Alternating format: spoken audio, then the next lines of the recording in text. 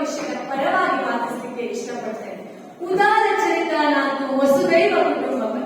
ನಮ್ಮ ಭವ್ಯ ಭಾರತ ದೇಶ ವಸುದೈವ ಕುಟುಂಬಕಂ ಎಂತಕ್ಕಂತಹ ಒಂದು ಆಧಾರ ತತ್ವದ ಮೇಲೆ ನಿಂತಿದೆ.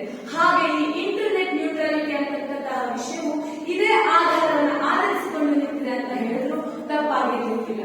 ಸ್ನೇಹಿತರೆ, ಇಂದು ಈ ವಿಷಯ ಎಷ್ಟು ಕ್ಲಿಷ್ಟಕರವಾಗಿದೆ ಅಂತ ಅನಿಸಿದ್ರು ಈ ವಿಷಯದ ಆಳ ಸಮುದ್ರದಷ್ಟೇ. ಇದರಿಂದ ನಾನು ತಿಳ್ಕೊಂಡಂತಹ ಜ್ಞಾನವು ಸಮುದ್ರದಷ್ಟೇ. ಹಾಗಾದ್ರೆ ಇಂಟರ್ನೆಟ್ ನ್ಯೂಟ್ರಾಲಿಟಿ ಅಂತ ಅಂದ್ರೆ ಏನಪ್ಪ?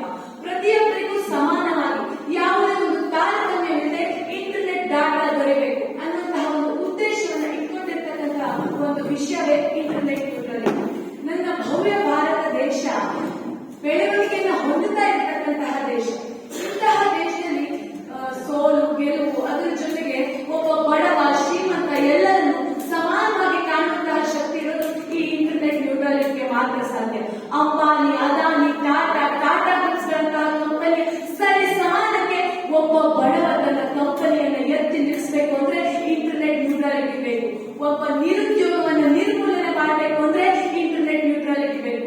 ಇಂತಹ ಒಂದು ಅದ್ಭುತವಾದ ಒಂದು ವಿಷಯವನ್ನ ಬೇಡ ಅನ್ನೋಕೆ ನಾನ್ಯಾರು, ನೀವ್ಯಾರು, ನನ್ನ ವಿರೋಧಿ ಮಿತ್ರರು ಯಾರು? ಸ್ನೇಹಿತರೆ, ಪ್ರತಿಯೊಬ್ಬರಿಗೂ ಎಂಟ್ರಿಪ್ರಿನರ್ ಆಗ್ಬೇಕು ಅನ್ನೋ ಆಸೆ ಇದ್ದೇ ಇರುತ್ತೆ. ಆ ಎಂಟ್ರಿಪ್ರಿನರ್ ಅನ್ನು ಆಗ್ಬೇಕು ಅನ್ನೋ ಆಸೆಗೆ ರೆಕ್ಕೆ ಕಟ್ಟಿ ನೆತ್ತಿರಕ್ಕೆ ಶಕ್ತಿಯನ್ನು ಕೊಡೋದು ಅಂತ ಅಂದ್ರೆ ಅದು ಇಂಟರ್ನೆಟ್ ನ್ಯೂಟ್ರಾಲಿಟಿಯಿಂದ ಮಾತ್ರ ಸಾಧ್ಯ.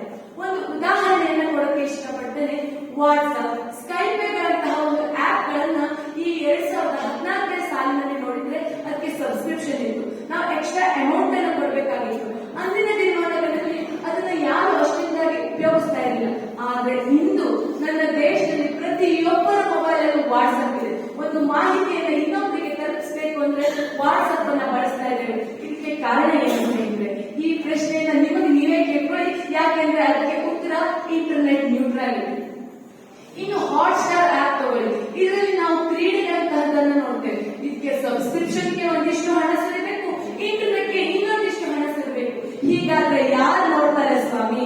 ನನ್ನ ವಿರೋಧಿ ಮಿತ್ರರು ಹೇಳ್ತಾರೆ ಇಂಟರ್ನೆಟ್ ನ್ಯೂಟ್ರಾಲಿಟಿಯಿಂದ ಆರ್ಥಿಕ ನಷ್ಟ ಆಗುತ್ತಂತೆ, ಸಮಾಜದಲ್ಲಿ ಹಣದ ಕೊರತೆ ಆಗುತ್ತಂತೆ.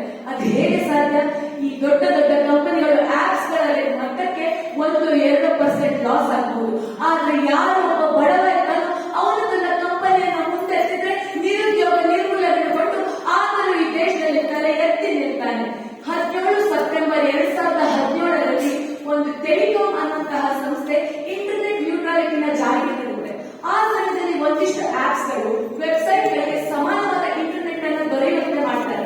ಆ ಸಮಯದ ಆದಂತಹ ಒಂದು ಚಮತ್ಕಾರ ಇದೆಲ್ಲ ಅದನ್ನ ಒಂದು ಶಬ್ದದಲ್ಲಿ ವರ್ಣಿಸಲಿಕ್ಕೆ ಸಾಧ್ಯನೇ ಇಲ್ಲ ಸ್ನೇಹಿತರೆ. ನಾವೆಲ್ಲರೂ ಎಚ್ಚೆತ್ತುಕೊಳ್ಳೋ ಸಮಯ ಬಂದಿದೆ. 2010ರಲ್ಲಿ ಮಲಾಜ್ ಅಂತಕ್ಕಂತಹ ಒಂದು ಪುಟ್ಟ ದೇಶ ಇಂಟರ್ನೆಟ್ ನ್ಯೂಟ್ರಾಲಿಟಿಯನ್ನ ಜಾರಿಗೆ ತರುತ್ತೆ. 2024-23 2010ರಲ್ಲಿ ಜಾರಿಗೆ ತರುತ್ತೆ. ಇಂದು ಆ ದೇಶ ಎಷ್ಟು ಮುಂದುವರೆದಿದೆ ಅಂದ್ರೆ ನಾವು ಅದನ್ನ ಊಹೆ ಮಾಡ್ಕೊಳ್ಳೋಕ್ಕೂ ಸಾಧ್ಯವಿಲ್ಲ.